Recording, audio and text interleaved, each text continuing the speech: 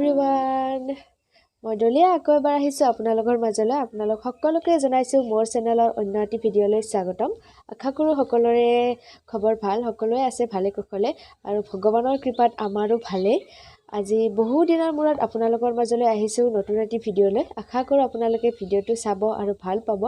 তেতিয়াহ'লে বহুত বেছি পলম নকৰি ভিডিঅ'টো আৰম্ভ কৰোঁ আৰু আপোনালোকে ভিডিঅ'টো শেষলৈকে চাই থাকিব। বলক তেতিয়াহ'লে ভিডিঅ'টো আৰম্ভ কৰোঁ। আৰু শুনক, আজিৰ ভিডিঅ'টোত বহুত ধুনীয়া, বহুত স্পেচিয়েল এটা বস্তু বনাম। একেবাৰে চিম্পুল, একেবাৰে সহজ। আপোনালোকে চাই থাকিব ভিডিঅ'টো আৰু ট্ৰাই কৰিব, ঠিক আছে। আজি মই পনীৰৰ এটা ৰেচিপি বনাম, যাৰ কাৰণে মই পটল আৰু আলু লৈছোঁ। পটলখিনি মই এনেকৈ গোল গোলকৈ এনেকুৱা চাইজত কাটি লৈছোঁ। আপোনালোকে ইচ্ছা কৰিলে বেলেগকৈ কাটিও ল'ব পাৰে। আৰু আলু লৈছোঁ, লগতে আছে আদা আৰু নহৰুৰ অকণমান পেষ্ট।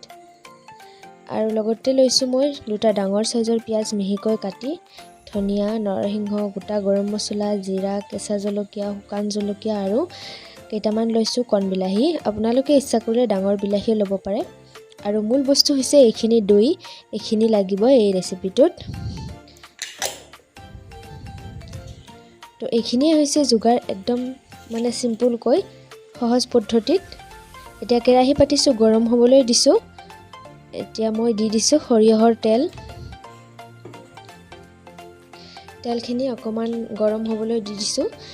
তাৰপিছত মই এতিয়া পটলখিনি অকণমান টাইম ফ্ৰাই কৰি ল'ম, 2 মিনিটমান সময় জাষ্ট।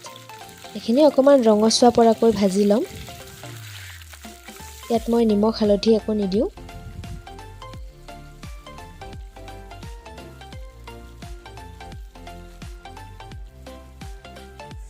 এয়া চাওক, এইখিনি ধুনীয়াকৈ ৰঙা ৰঙা পৰি গৈছে। অকণমান বহুত বেছি সিজাই নল'ব, এনেকুৱা কৰি ল'ব, নহ'লে বেয়া লাগিব খাবলৈ। এতিয়া মই এইখিনি নমাই লওঁ আৰু সেই একেখিনি তেলতে মই আলুখিনিও ভাজি ল'ম অকণমান ৰঙা ৰঙা পৰাকৈ।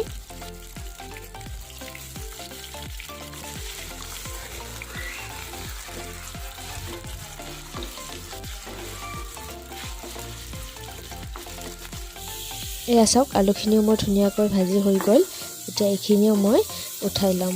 এনেকুৱাকৈ ৰঙা ৰঙা হ'লে হৈ যাব। আৰু এয়া চাওক, এই দৈখিনি হৈ গ'ল। এইখিনি এতিয়া মই ঠাণ্ডা হ'বলৈ দিম। তাৰপিছত এই দুয়োটাৰ মই মেৰিনেট কৰিম ঠাণ্ডা হোৱাৰ পিছত। এতিয়া মই সেইখিনি তেলতে পনীৰখিনি ফ্ৰাই কৰি ল'ম।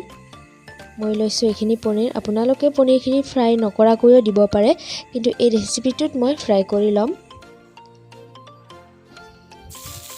এইখিনি জাষ্ট 1 মিনিটৰ কাৰণে ভাজি ল'ম। ফ্ৰাই নকৰাকৈ দিলে ফ্লেভাৰটো আৰু বেছি ভাল আহে, কিন্তু এইটোত মই অকণমান ফ্ৰাই কৰি লৈ লৈছোঁ। আপোনালোকে ইচ্ছা কৰিলে নল'বও পাৰে। এতিয়া মই এটা বাটিত পটল আৰু আলুখিনি একেলগে লৈ ল'ম।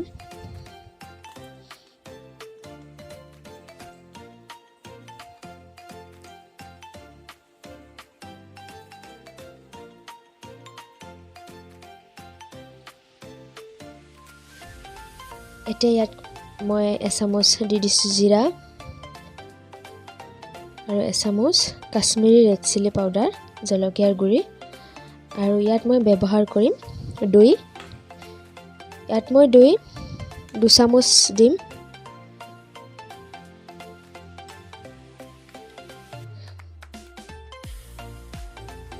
দুই চামুচ ব্যৱহাৰ কৰিম, বাকীখিনি পিছত লাগিব। এতিয়া মই এইখিনি ভালকৈ মিক্স কৰি ঢাকন লগাই থৈ দিম। এয়া চাওক, এইখিনি ধুনীয়াকৈ মিক্স কৰা হৈ গ'ল। এতিয়া মই এইখিনি 15 মিনিটৰ কাৰণে থৈ দিম। এতিয়া মই কেৰাহীখনত আকৌ অকণমান তেল দি লৈছোঁ। এতিয়া ইয়াত মই দি দিছোঁ 2টা শুকান জলকীয়া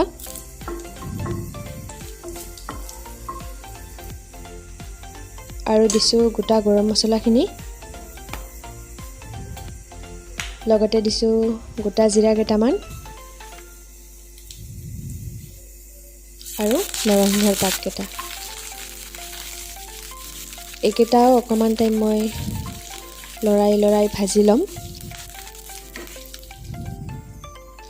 এতিয়া মই দি দিছোঁ পিঁয়াজখিনি।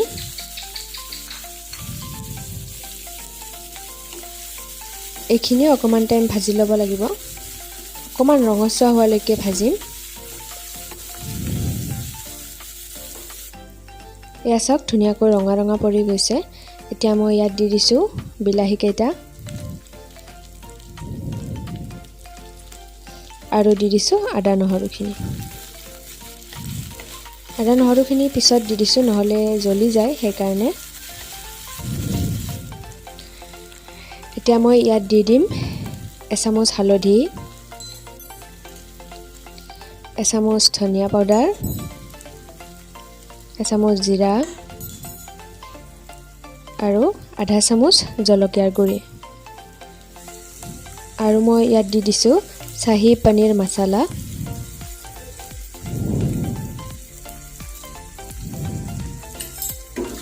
এতিয়া আকৌ এইখিনি ভালকৈ লৰাই অলপ টাইম ভাজি ল'ম।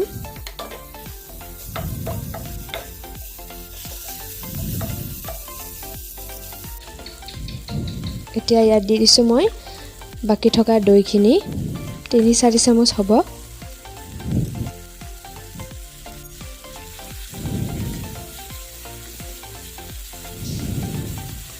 এইখিনি আকৌ ভালকৈ লৰাই এতিয়া মই ইয়াত দি দিছোঁ আধা কাপ পানী আৰু এইখিনি ভালকৈ লৰাই পেলাই ঢাকন লগাই দিম। মছলাটো যাতে ভালদৰে সিজি যায়, সেইকাৰণে অকণমান পানী ব্যৱহাৰ কৰিছোঁ মই। এইখিনি জাষ্ট 1 মিনিটৰ কাৰণে ঢাকন লগাই দিছোঁ। আৰু এয়া চাওক 1 মিনিট হৈ গ'ল। মছলাখিনি ধুনীয়াকৈ সিজি গৈছে, গোটেইখিনিয়ে সিজি উঠিছে, কালাৰ বহুত ধুনীয়া আহিছে। এতিয়া ইয়াত মই ব্যৱহাৰ কৰিছোঁ টমেটো চচ। আপোনালোকে যদি ইচ্ছা কৰে তেতিয়াহ'লে বিলাহীৰ পেষ্ট বনাইও দিব পাৰে, কিন্তু টমেটো চচ দিলে সোৱাদটো আৰু বেছি ভাল আহে, সেইকাৰণে মই ব্যৱহাৰ কৰিছোঁ। এইখিনি অকণমান লৰাই লৈছোঁ। এতিয়া ইয়াত মই পটল আৰু আলুখিনি দি দিম।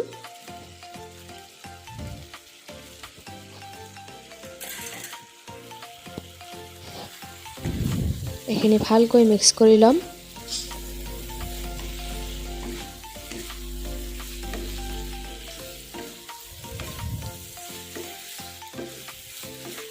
বহুত ধুনীয়া কালাৰ আহিছে।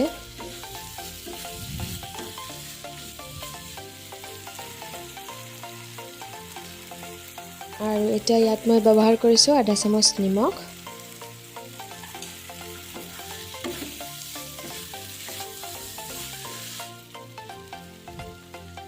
আৰু শেষত দি দিছোঁ মই পনীৰখিনি। এইখিনি ভালকৈ মিক্স কৰি ল'ব লাগিব।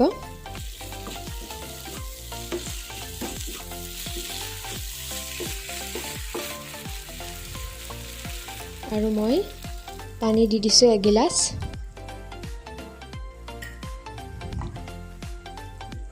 ভালকৈ মিক্স কৰি পেলাই এইখিনি মই ঢাকন লগাই দিম। ধুনীয়া কালাৰ আহিছে আচলতে। আৰু আলু আৰু পটলখিনি যিহেতু ফ্ৰাই কৰোঁতে আমাৰ আধা সিজিছে, এতিয়া বহুত বেছি টাইম নালাগিব। এতিয়া ঢাকন লগাই দিছোঁ 15 মিনিটৰ কাৰণে। আৰু এয়া চাওক মোৰ প্ৰায় ৰেডি হৈ গ'ল। ধুনীয়াকৈ সিজি উঠিছে। বহুত বেছি সিজাই নল'ব, নহ'লে খাই বেয়া লাগিব গোটেইখিনি মিক্স হৈ গ'লে।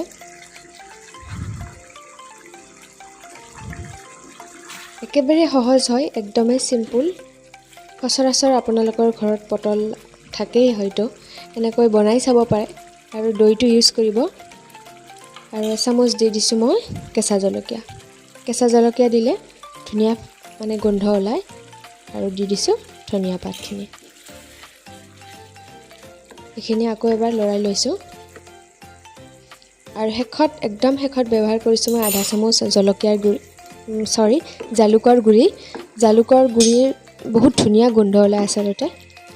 আৰু এয়া মোৰ ৰেচিপি ৰেডি হৈ গ'ল পনীৰৰ। আপোনালোকে ট্ৰাই কৰি চাব পাৰে। একদম ধাবাৰ নিচিনা টেষ্ট আহিব। ধাবাৰ যিটো পনীৰৰ গ্ৰেভি বা চিকেনৰ গ্ৰেভি একদম তেনেকুৱা লাগিব। এয়া চাওক মই বাটি এটাত সাৰ্ভ কৰি লৈছো